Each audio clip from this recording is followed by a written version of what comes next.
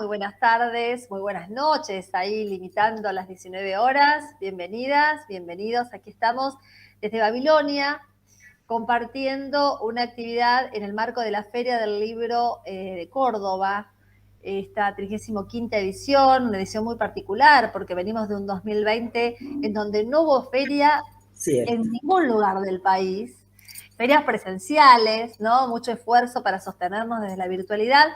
Y finalmente, este año la feria puede hacerse bajo la doble modalidad presencial, que es una modalidad que creo que todos anhelamos y disfrutamos, que es esta cercanía con el otro, y también la virtualidad que nos permite esto, ¿no? Tener una jornada súper especial junto a dos autoras muy queridas y muy respetadas, y nosotros hicimos casi de la familia babilónica.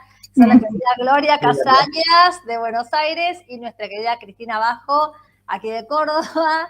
Así que podríamos estar horas hablando de los libros, pero lo cierto es que son muy prolíficas, muy conocidas, tienen libros muy hermosos de los que vamos a hablar hoy en el transcurso de la charla.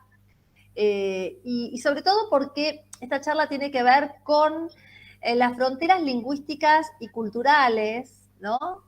En la novela histórica, que creo yo que es uno de los géneros donde más se refleja esta diversidad, ¿no? Racial, cultural, que después quizás se fue homogeneizando con el paso del tiempo, pero lo cierto es que en muchas de nuestras novelas esto aparece, la mixtura de lenguajes.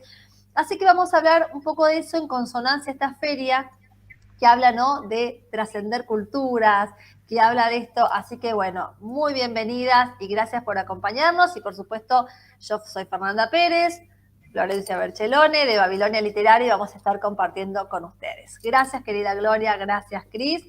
Y empezamos a charlar. Empezamos a charlar. Yo voy a empezar con voy a disparar las primeras preguntas. A partir de la mesa, yo me quedé pensando un poco en lo que decía Fer del título de la mesa, ¿no? Las fronteras lingüísticas y culturales en la novela histórica. Y me quedé pensando en la palabra fronteras, ¿no? Que es una construcción humana que no sé si refleja las dinámicas que se dan entre los hombres que ocupan esos territorios de fronteras, ¿no? Y se me vino un poco a la cabeza una frase de Ricardo Piglia que dice: no hay que ver dónde está la realidad en la ficción, sino dónde está la ficción en la realidad, ¿no? Se me vino esa frase a la cabeza. Entonces la primera pregunta o el primer interrogante que les quería hacer a las tres era si ustedes creían que quizá la novela histórica como género podía reflejar como esa realidad de no frontera, ¿no? O quizá tenía como desafío un poco reflejar esa realidad donde está la frontera, pero tampoco está porque sus personajes quizá la cruzan, o sus personajes un poco están habitados por esa mixtura, ¿no?, de lenguaje, de culturas, de tradiciones, etc. Bueno, tiro la pregunta y no sé quién quiere empezar a contestarla. Yo no. A mí me parece pensarlo un poco. En realidad nosotros queremos que la crucen. Los personajes, justamente lo que queremos es que traspasen, ¿no?, esa frontera, porque la idea de frontera que uno tiene siempre, lo primero que se le ocurre o le viene a la mente es el espacio geográfico, y se lo imagina uno bien delimitado, ¿no es cierto? Como si fuera una franja, un borde, una línea. Y no es así, es muy difusa la frontera. El ir y venir de esos personajes, que también es lo que han hecho las hombres y las mujeres en realidad, crearon ahí como una entidad distinta a todo, distinta al lado de enfrente y al lado de acá. En la frontera se vive hasta una ley distinta. Eso fue así a lo largo de la historia y sigue siendo así hasta cierto punto, porque si bien hoy quizá no tengamos tan clara esa idea de frontera geográfica, es decir, en este sentido de borde difuso, tenemos otras fronteras, en un plano más metafórico, ¿no?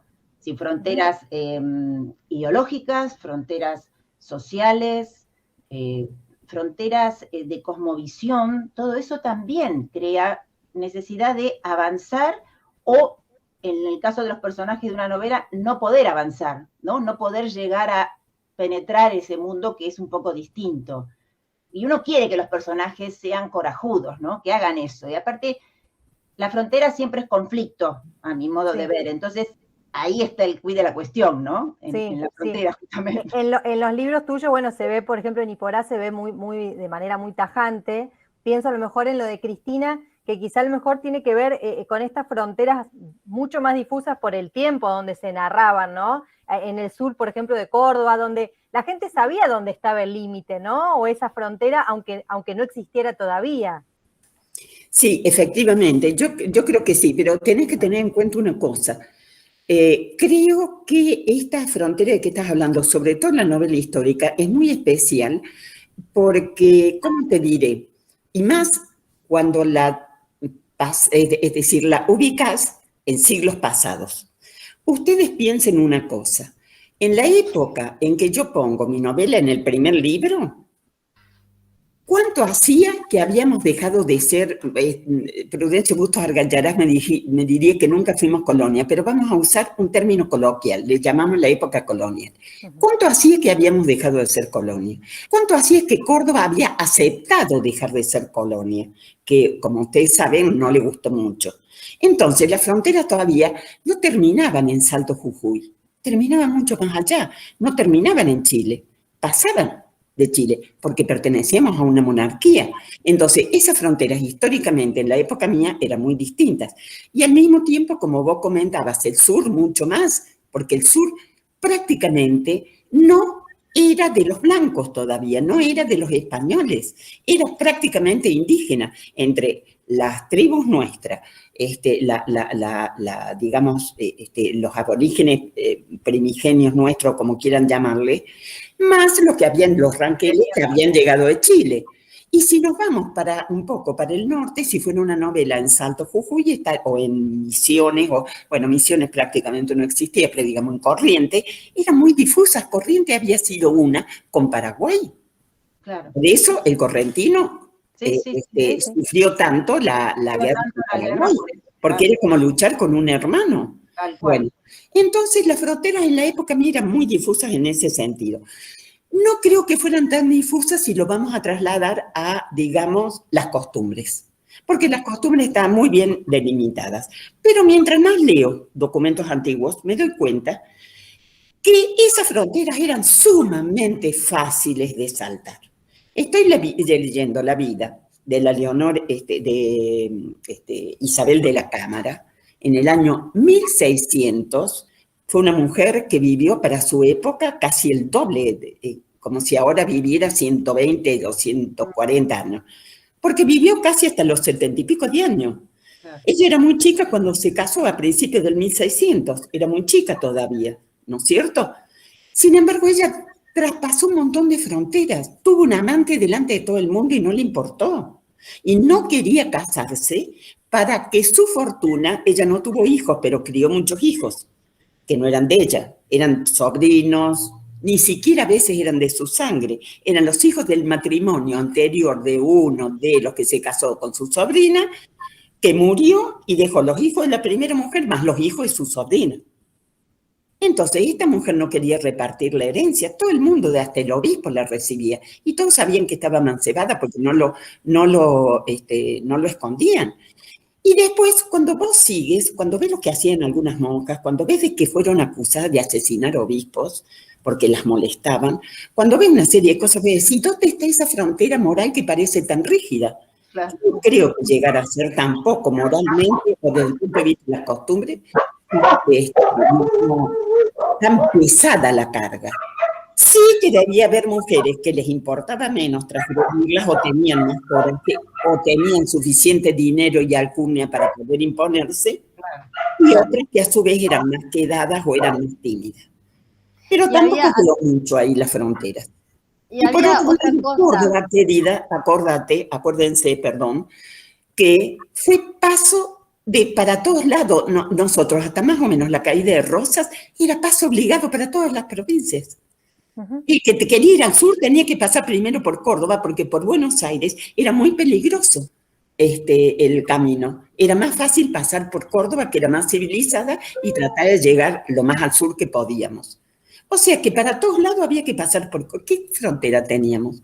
Claro. Y yo hice un estudio de la lengua y tenemos términos lingüísticos prácticamente hasta de los ingleses incorporados en el año 1700. La ¿Por lengua lo que pasa que es así, Por justamente se llama amalgama de... Sí. Claro. Claro. A mí me parece Por otro que lado, ahí las hay fronteras, como decía un poco Gloria, están hechas para algunas pasadas, cruzadas o saltadas, o cavando por abajo y encontrarte del otro lado. Que eso es lo que les gusta hacer a los niños.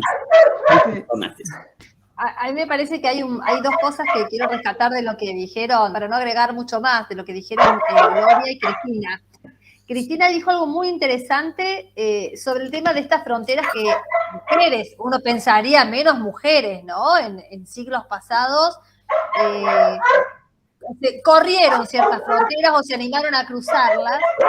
Y me parece que también tiene que ver mucho con la mujer de alcurnia, de la ciudad. Esa rigidez estaba más en esos sectores que la mujer de campo, ¿no? Sí, o la mujer que estaba como más alejada de esos límites.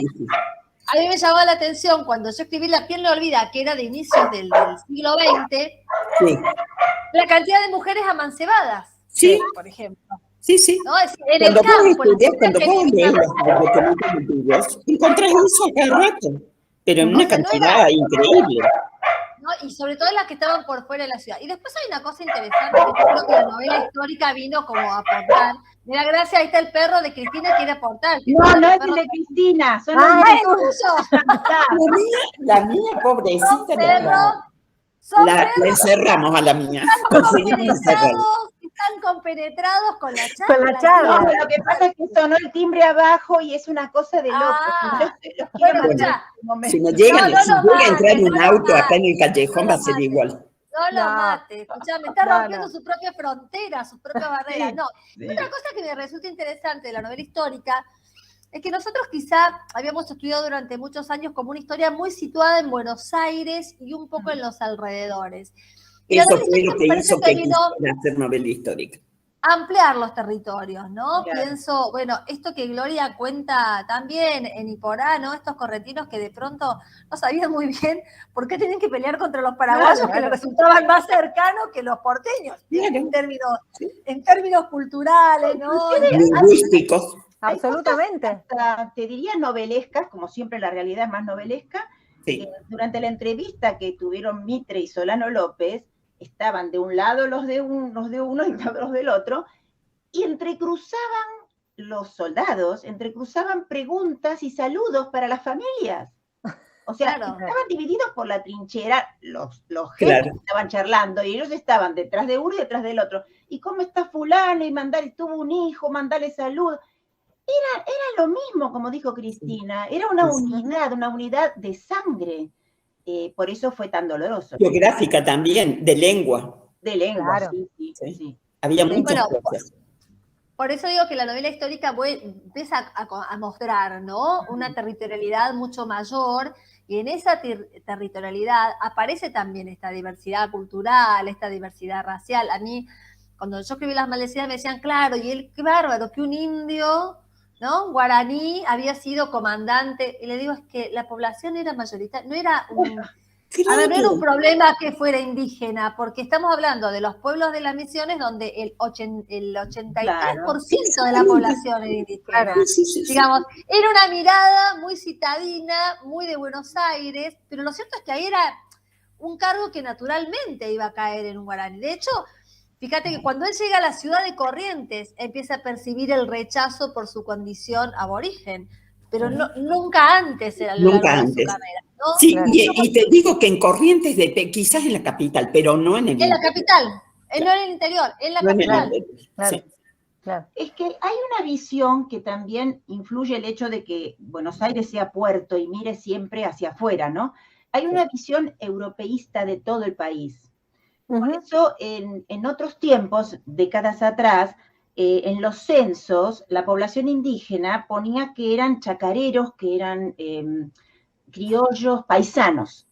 Ajá, ¿no? paisanos, pero no ponían su condición indígena porque ellos mismos la reprimían, dejaban de reconocerla, por lo menos hacia afuera, es como si no fuera posible tener sangre indígena, y la tenían, pero todos, casi todos. Entonces, sí. Eso fue cambiando, eso fue cambiando con el correr del tiempo. Yo siempre digo que el mundo parece que está perdido, pero hay un cambio en la conciencia. No, sí. Hay ciertas cosas que van hay un cambio, y yo creo, gracias a Dios, muy saludable en muchos sentidos, ¿no?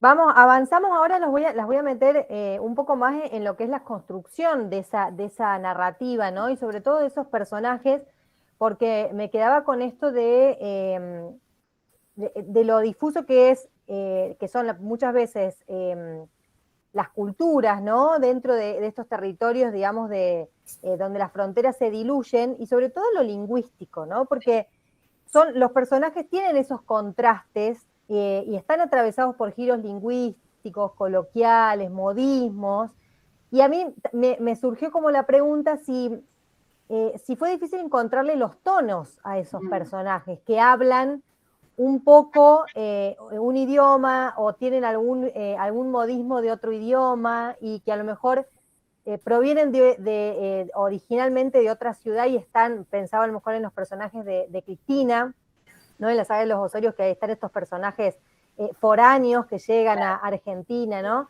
Sí, quizás fue también difícil, o si los personajes les hablaban a ustedes de manera fluida, combinando, ¿no? el lenguaje y lo idiomático.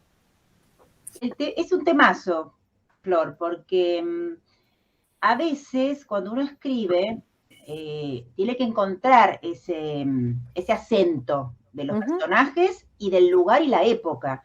Yo en eso soy muy puntillosa, ¿no? Si yo estoy escribiendo una novela que transcurre en el siglo XIX, y los personajes van a usar los giros, los modales, la forma de referirse al siglo XIX, aunque acá algunas personas, a lo mejor hay palabras que ya no las usan ni las conocen. Pero para mí están vivos, están hablando. Pero que existe también otra forma de escribir novela histórica, que es traspasar al lenguaje moderno, sí, lo que hacen personajes de otra época, como para allanar esa lectura. Y está bien el que lo quiere hacer, pero yo no lo puedo hacer. Yo necesito que el personaje hable como si estuviéramos en ese momento con él y dijera las mismas cosas que se espera que digan y tuviera hasta los circunloquios y cortesías propios de la época. Si no, me chocaría. Si yo lo leyera en otro, me chocaría. Entonces yo no lo hago. Ahora, claro, el dilema que tengo es este. No sé, Cristina, cómo lo resolvés, pero o vos, Fer, cómo lo resolvés. Yo a veces cuando combino personajes de diferente extracción social y cultural, sobre todo entre nosotros que tenemos un voceo muy marcado, si bien yo tiendo a hablar de tú, porque además culturalmente en esa época se hablaba de tú, bueno, hay personajes que no hablan de tú. Entonces, claro, yo ahí tengo que respetar eso, tengo que colocar en la boca de ese personaje su manera de hablar, aunque sea diferente a la del resto de los diálogos del libro, ¿no? Y es bueno, yo me lo planteé en un determinado momento, después dije, no, yo voy a hacer esto porque siento que debe ser así, no digo que sea lo correcto, digo que siento que debe ser así. Bueno, yo en eso voy, perdón, voy a intervenir. En eso estoy de acuerdo. Yo creo que sí es lo correcto lo que haces. Porque yo tengo una división muy clara que me ha ayudado mucho. Novela de época o novela histórica. La novela de época te permite muchas licencias. ¿Entendés? Que tiene ciertas partes históricas, pero hasta cierto punto. No necesariamente todo es igual. Yo creo que la novela histórica, sin que sea demasiado pesado, hay que incorporar el lenguaje de la época, porque yo creo que la novela histórica enseña, ¿cierto? Sí. Que enseña y ayuda muchísimo. Entonces, yo creo que tenemos que hacerla lo más cercana posible. A mí me ayudó mucho un escrito de Lugones, donde él comentaba que en Córdoba, hasta principios del siglo XIX, ya entrado el siglo XX, hablamos de tú. En general la gente. Entonces eso me ayudó porque me convenía para el lenguaje que me salía a mí para escribir. Pero al mismo tiempo empecé a buscar los lenguajes. Ahora, a mí no me costó encontrar lenguajes. ¿Por qué? Porque crecí en Cabana. En Cabana nosotros teníamos peones que eran de Cabana, peones que eran de Calera, peones que eran de Tras la Sierra, peones que eran de italianos, peones que había un alemán, había un irlandés que habían venido después de la guerra, todos hablaban distinto, ¿no es cierto? Y había gente de otras provincias. Entonces yo crecí oyendo esos idiomas. Y como de chica me encantaba, yo tengo cuadernitos hechos desde los 9 o 10 años, donde iba poniendo cosas. La mujer que llevaba el puesto de papá, donde estaban los animales, los caballos y todo eso, se sentaba con nosotros y nos contaba leyendas. Y a veces ella agarraba y decía, ¿por qué decía una palabra? Y yo le decía, ¿por qué decía esa palabra?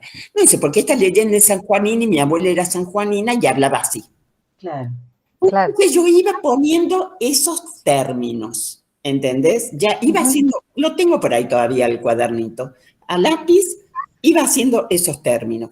Y por otro lado, como empecé a leer documentos, empecé a aprender también el otro idioma, el idioma de los documentos. Sí.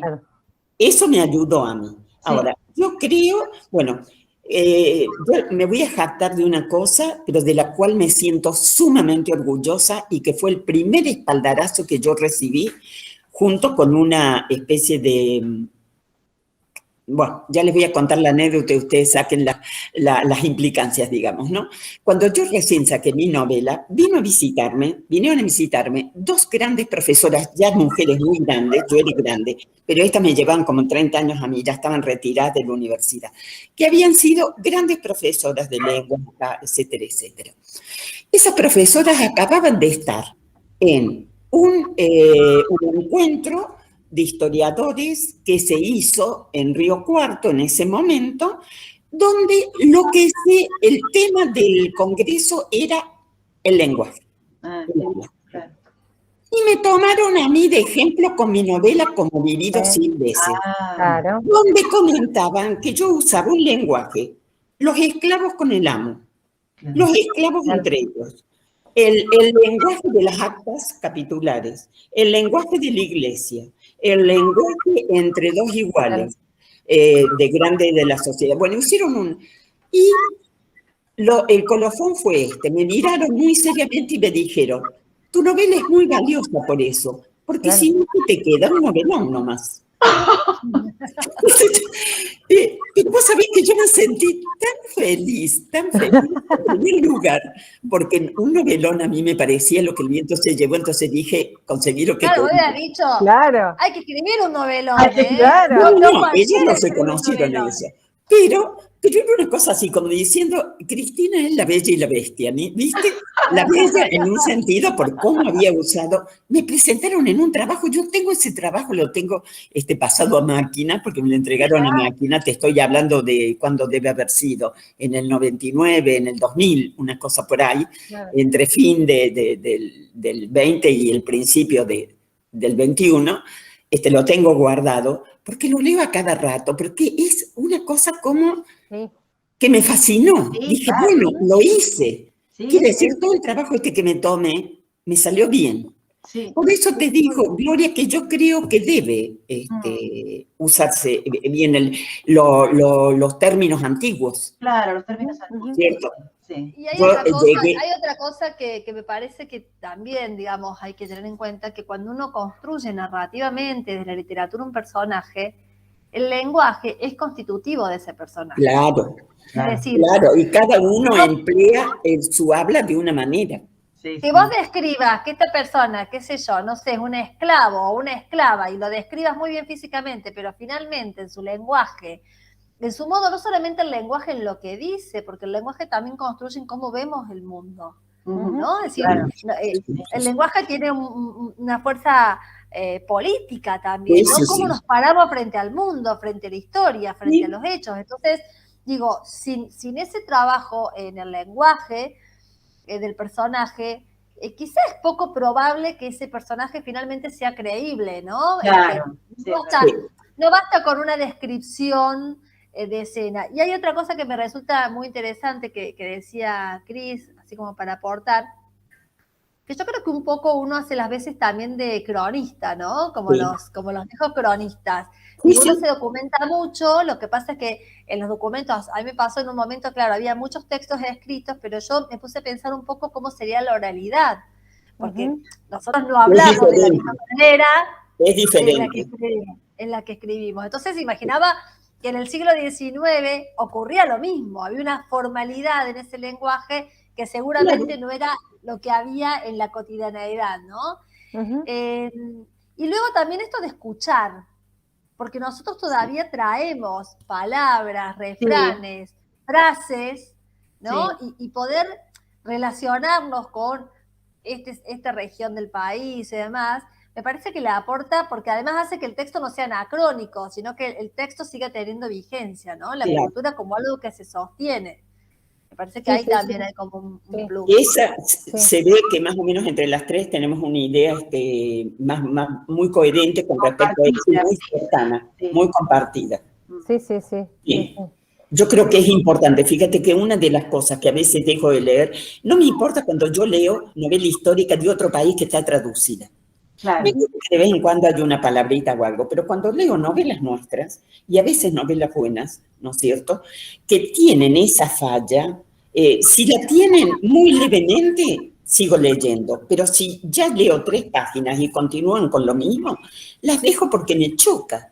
Choca, sí. A mí me choca, te lo digo de verdad, me choca. Y creo que a muchas, mira, yo he recibido muchas cartas, mails, etcétera, etcétera, de gente que está feliz porque encontró una palabra que decía su abuela. Claro. ¿Te das cuenta? Esa conexión con la propia historia, ¿no? Que es como una palabra que le escucharon de chica, que a lo mejor se la dijo la maestra en un momento que la retó, y nunca más la escucharon, y dice, usted me ha hecho acordar esa palabra. Es un instante de felicidad ese. Claro.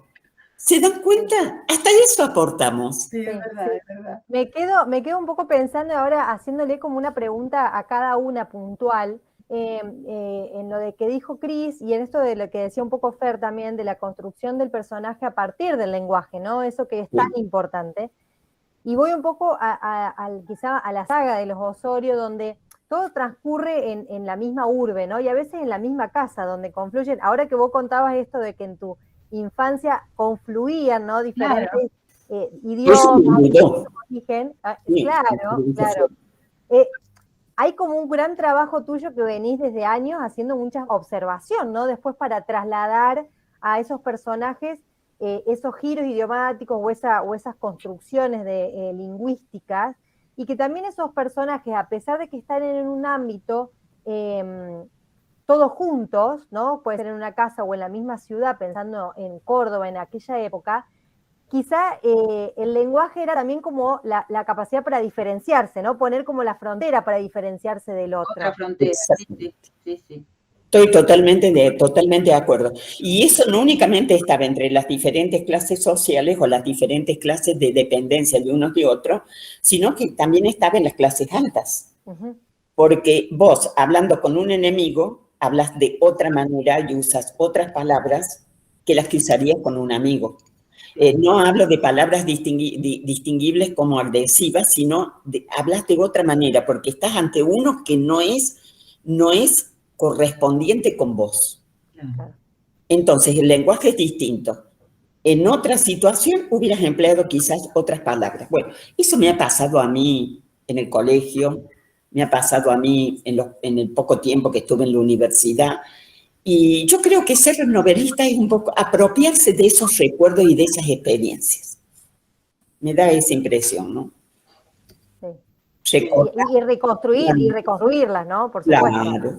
Claro. Se filtra un poco, ¿no? Todas las vivencias propias y de nuestros ancestros también. Claro. Entrando en nosotros cuando escribimos. Sí. Y eso es lo que hace que me parece que uno pueda conectar con una historia que a lo mejor transcurre en el siglo XIX o XVIII. Por alguna razón, uno conecta con esa historia, porque hay algo que nos resulta cercano, pese a la distancia del tiempo, ¿no? También. Sí, no tenemos que desdeñar el inconsciente colectivo. ¿No es cierto? Que no lo tenemos incorporado y de vez en cuando salta, cuando menos te lo imaginas, y te dices, mira esto, ¿entendés? Y es muy lindo porque es como recuperar una parte que estaba escondida o que estaba, digamos, tapiada. Y de pronto pega un salto y, o sea, para uno como escritor también, ¿no? No solamente como lector, sino también como escritor. Gloria, ahora voy con vos para preguntarte, pensando un poco en tus novelas, ¿no? Bueno, hablamos un poco de Iporá, después está también en Alas de la Seducción, que también, ¿no? Ahí hay un cruce desde otro, ¿no? En el ahí sur. es como un choque de cosmovisión, ¿no? Claro. Los que vienen de otra parte y piensan distinto, y además, como esto es actual, la novela es contemporánea, el conflicto es un conflicto que permanece.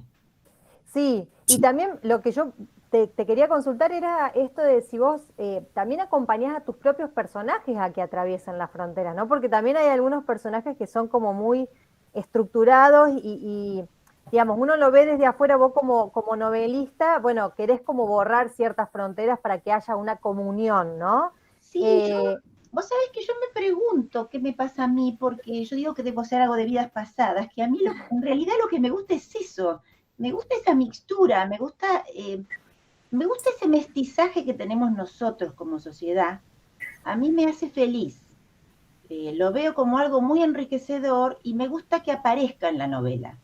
Me gusta que los personajes se mezclen desde todo punto de vista, ¿no? Que se mezclen sus sangres, mezclen sus hábitos, su convivencia, creen vínculos de amistad profunda cuando provienen de lugares tan distintos, porque eso pasa. Pero Sí. además porque me encanta, entonces yo lo promuevo en mis personajes, ¿no? Me disfruto ese momento. Sí, y también en Iporá y en Alas de la Seducción o en La Mirada del Puma hay esto de territorio, ¿no? De que están en un mismo lugar. Sí. Pero por el Sendero de las Lágrimas están como en otro ámbito, ¿no? Como en un lugar como medio neutral. Entonces también ocurre otra cosa, pero también hay un cruce. Es que los procesos de colonización y de choque cultural y de cosmovisión son iguales en ese sentido. Si uno analiza un poco la historia de los pueblos nativos norteamericanos que desde el este los empujaron hacia el oeste y cómo los engatusaron al principio diciéndoles que podían, si se asimilaban a la civilización de los colonos, podían convivir con ellos y cuando tenían necesidad de más tierras los volvían a llevar hasta el oeste, todo eso es lo mismo, con la diferencia que yo siempre la remarco, a mi juicio, que aquella colonización, la de América del Norte, fue mucho más prejuiciosa en cuanto a que marcó mucho más la diferencia entre los colonos y los nativos. Sí. Ustedes allá, nosotros acá. Yo también creo eso. El español se mezcló. Es que el latino no ha tenido nunca problemas para mezclar. No ha tenido tantos problemas, no, es verdad. El anglosajón es diferente. Sí. Es diferente. Sí, por eso también lo quise hacer notar, porque en realidad siguen viviendo esa situación. Hasta el día de hoy. Hasta el día de hoy. Claro. A pesar de todas las leyes que han hecho mucho antes que nosotros leyes, pero también porque las necesitaban. Sí, a pesar de nosotros quizás las hemos demorado porque durante mucho tiempo no fue demasiado necesaria, ¿no? Creo que en ese sentido los latinos tenemos como un humanismo más flexible. Más flexible, sí. Sí, más flexible. Sí. Yo no sé el motivo, puede ser que esos colonos, como provenían de estas religiones protestantes de una moralidad muy estricta, eran cuáqueros, puritanos, claro. Eran los cuáqueros fueron los mejores en ese sentido, los que convivían más, pero no se mezclaban, esa es la diferencia. Ustedes saben que yo leí una novela hermosa que se llamaba La Mujer Venerada, donde el autor, es un libro precioso, se lo recomiendo a cualquiera, es viejo, pero se consigue por internet de cualquier manera. Ese libro es un libro que te habla de la conquista ¿cómo se llama? De Canadá.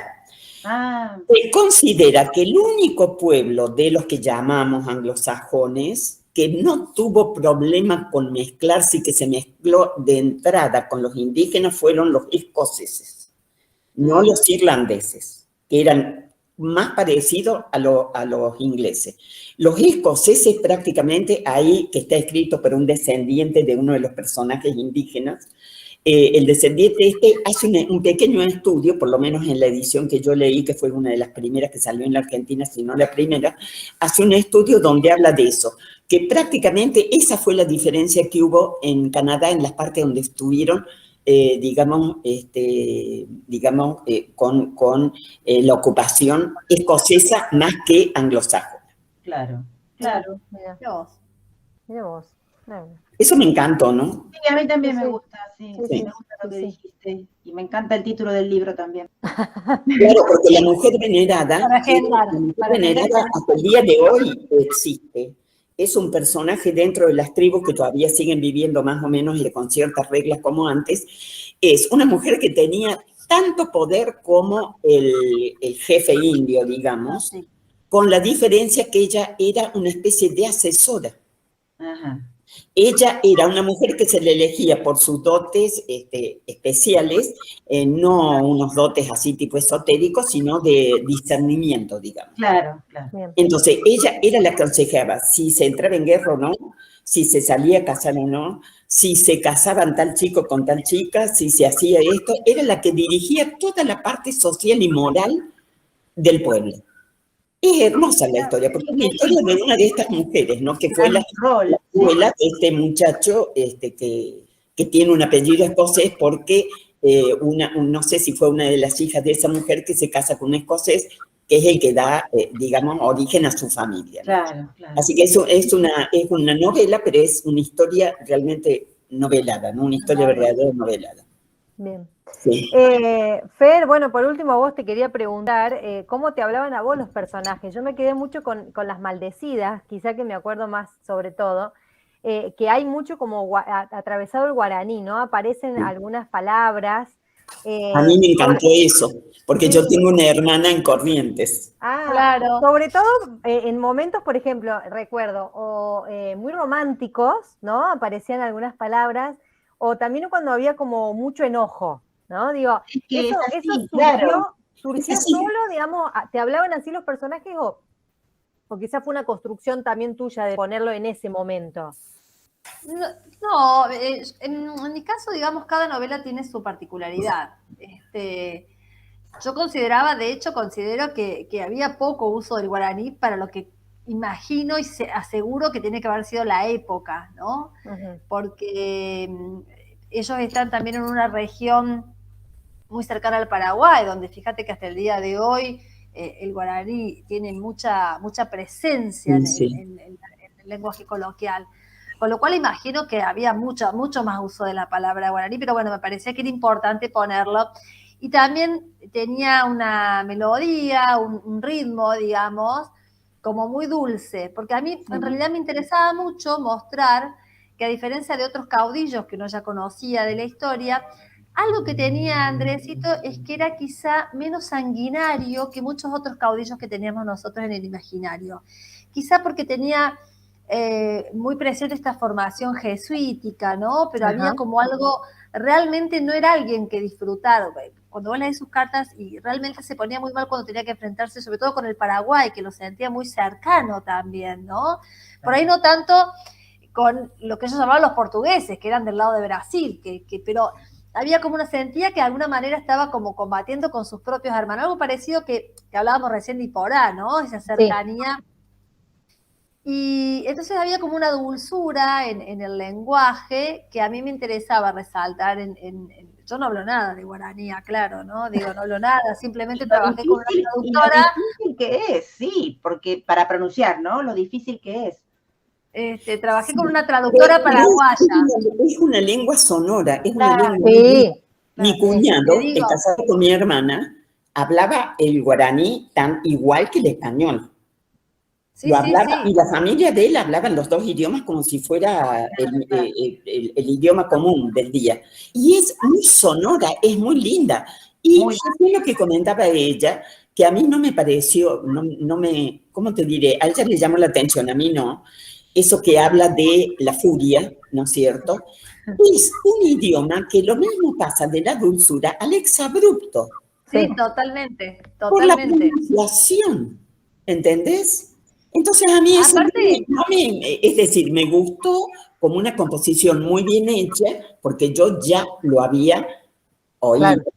Y lo pero había... fíjate que no es solamente, no solamente, digo, acá hablamos de una novela puntual, pero los inmigrantes, por Sí. ejemplo, cuando Sí. llegaban, Sí. a la hora de insultar o enojarse, Tal cual. usaban Insultan muchos en este términos, idioma. Sí, ¿no? claro. Es decir, Sí, tal siempre cual. como que aquello que es muy emocional, por decir de alguna Emocional. manera, aparece como esa lengua madre, Sí. ¿no? Tal De cual. manera muy, muy presente. Sí. Y, por ejemplo, me parece que es mucho más complejo cuando trabajé con el Qom, la lengua Sí. Qom, Ajá. porque Sí, casi no tiene vocales.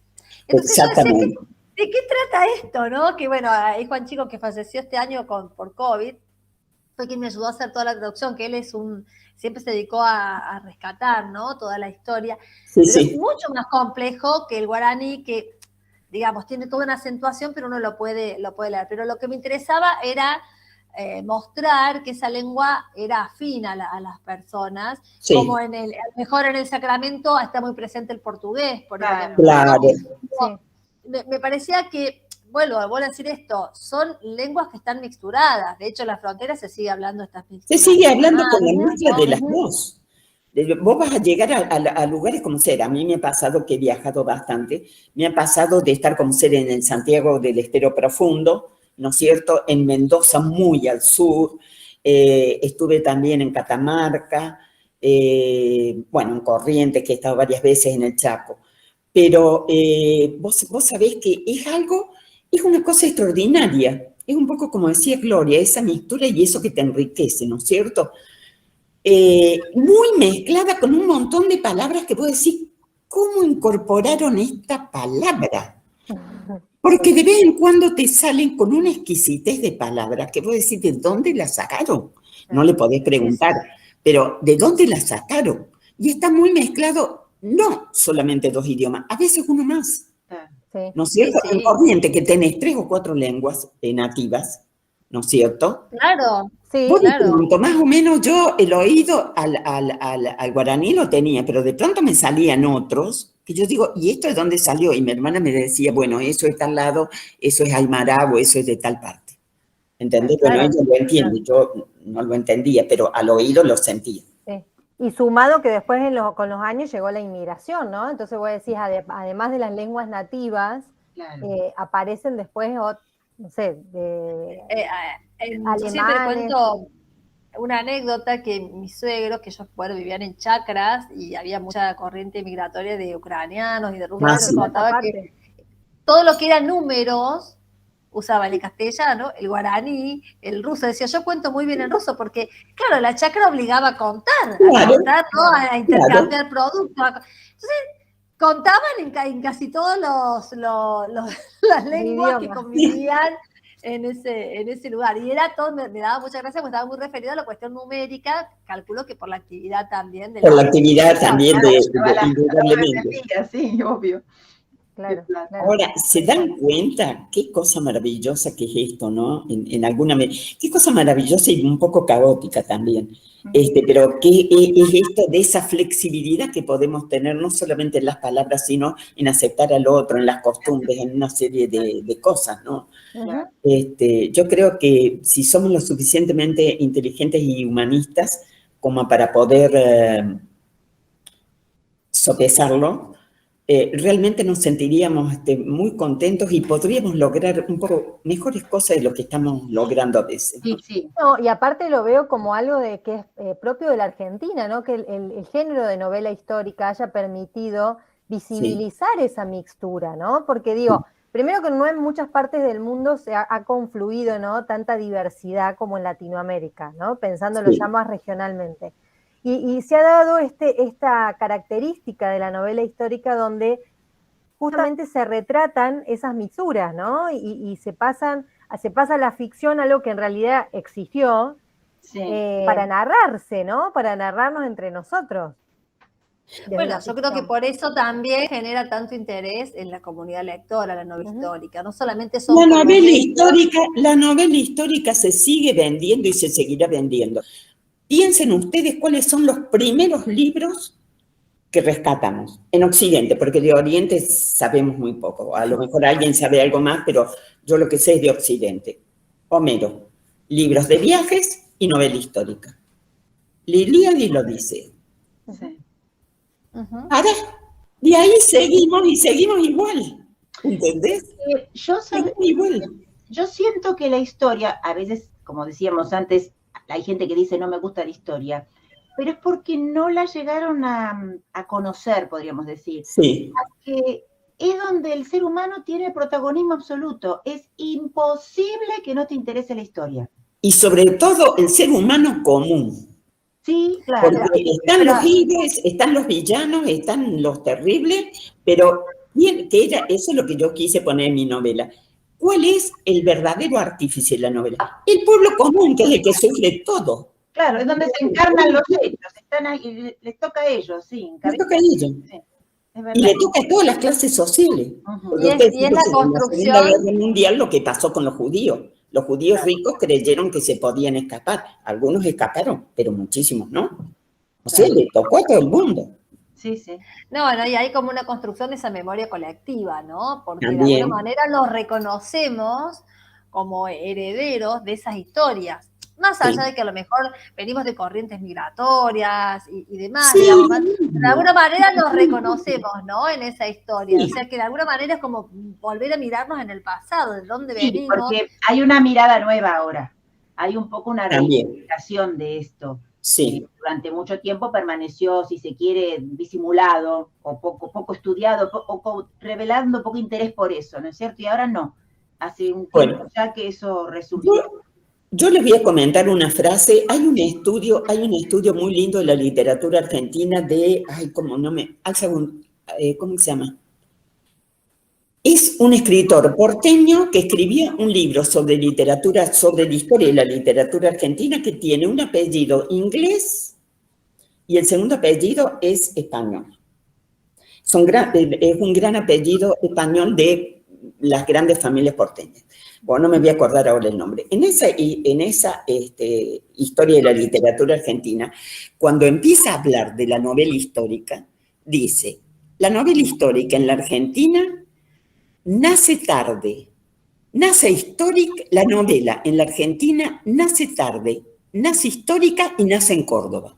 Ah, mira vos. Las dos primeras novelas históricas que se escribieron en el país en el año 1806 fueron escritas por un cura que el hermano de él fue uno de los que debería haber caído en clamor y lo perdonaron porque era obispo.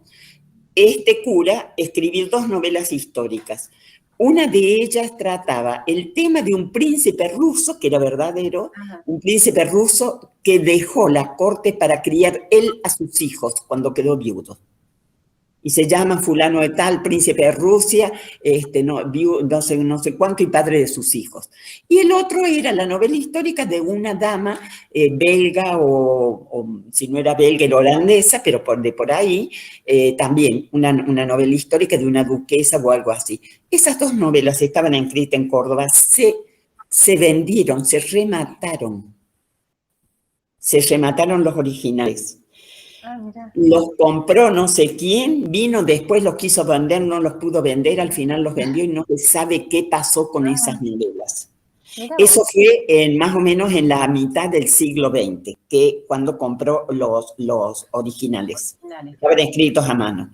Bueno, y este hombre lo define perfectamente, ¿viste? La novela en la Argentina nace histórica, nace en Córdoba, sí. O sea, la novela en la Argentina nace tarde, nace histórica y nace en Córdoba. Bueno, y es real, no es lo nuestro. Por Ahora, eso habrá tantos autores y autoras en la actualidad, incluso en Córdoba, que trabajan en el género, ¿no? Porque claro, es como... Ustedes saben que a mí me hacen cordobesa a cada rato. Mira vos. Bueno, estamos orgullosas de eso. No, yo le digo, sí, con el corazón estoy ahí. Le digo. Claro. Para colmo, Gloria, tenés un acento bien porteño, o sea que cuando hablas ahí ya... pero se ve que pero bueno, prevalece la idea, ¿no? Prevalece la idea. Prevalece el libro. Claro, Bueno, claro, y si tal después cual. seguimos adelante, las dos próximas novelas históricas que hay es La novia del hereje de Vicente Fidel López, que dicen que le empezó a escribir en Córdoba, y la segunda es Amalia, que siempre le dan primero a Amalia, Ujú. porque La novia del hereje creo que se editó en Chile, me parece, la primera claro. edición, ¿no? Pero Claro, de hecho, en los colegios siempre cuando estudiábamos, ¿no? En la novela histórica aparecía Amalia, me parece que Amalia, claro, porque se editó acá, pero la primera ahora, ¿no? novela por unos años anteriores es La novia del hereje. Mira. Muy linda no, novela. ese dato no lo tenía. Sí. Bien. Para el sesquicentenario, no sé cuánto centenario, la editó, no sé si MC o El Elefante Blanco, hicieron una sí, edición de ella. Unas ediciones Sí, muy lindas. Sí, una sí, edición hermosa. muy lindas. Sí. Elefante Blanco tiene unas ediciones preciosas. Nos vamos con un montón de datos, chicas. Porque... ¿Viste? Sí, chicas, Bien, nos vamos con bien. datos, con títulos, con todo. Todo. un poco de todo. Bien. Bueno, yo no sé si Bueno. querés agregar algo más, Fer. No, simplemente agradecerles. Creo que fue una charla súper rica porque hemos hablado por ahí no tan puntualmente de nuestras novelas, pero sí de las construcciones. Y Claro. hemos hecho honor al título, me parece, ¿no? Las Creo que sí. fronteras, la mixtura cultural, lingüística, así que en mi caso Sí. más que agradecerles. Y bueno, espero que nos veamos pronto presencialmente. Ay, Lo que más deseo es Sí, pronto ojalá. poder vernos, ¿no? Sí. Y bueno, Espero creo que que sí. Recuperar eso que creíamos, lo dábamos por sentado, ¿no? Sí, Exactamente. tal cual. Un placer. bueno, fue esta No, charla. ha espero sido que nos muy lindo, veamos. un encuentro muy hermoso, muy hermoso. Muchísimas grande. gracias. Bueno, y beso le grande para mandemos un todas. saludo. Ojalá nos le mandemos veamos un pronto. saludo también a los que nos van a oír después en la feria. Bueno, Seguro. beso. un besito, Abrazo chicos, para grande, todos. Adiós. chicas. Hasta el próximo. Chao, chao. Bueno, nos escribimos. Gracias. Nos escribimos. Nos escribimos.